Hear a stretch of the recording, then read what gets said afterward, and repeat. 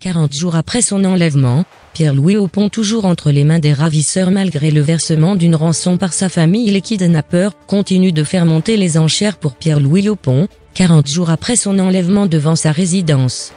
Les membres de la famille ont versé le montant qu'ils avaient pu collecter entre eux, mais malgré tout, les malfrats continuent d'exiger beaucoup plus, alors que l'état de santé de l'ancien président du Conseil électoral provisoire se détériore de plus en plus.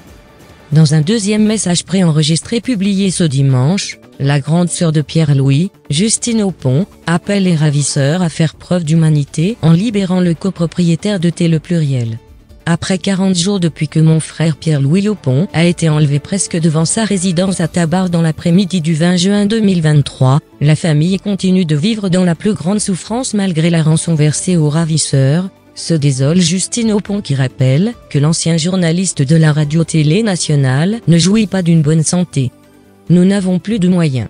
Nous avons déjà versé la somme que nous avions pu collecter.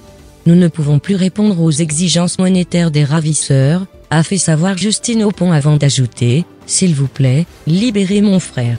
C'est en total 3 membres de la famille Aupon qui ont été kidnappés en l'espace d'une semaine. Sa femme, Marie-Lucie Bonhomme, et sa grande sœur, Justine Aupon, ont été enlevés le 13 juin par la bande à Vitellum avant d'être libérés le même jour. Mais Pierre-Louis Aupon n'a pas été aussi chanceux.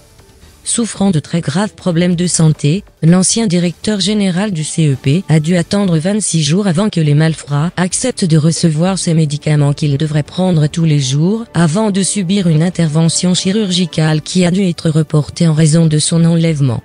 Comme pour d'autres ravisseurs, les autorités gouvernementales ne manifestent aucune volonté de faciliter la libération de Pierre-Louis Aupon.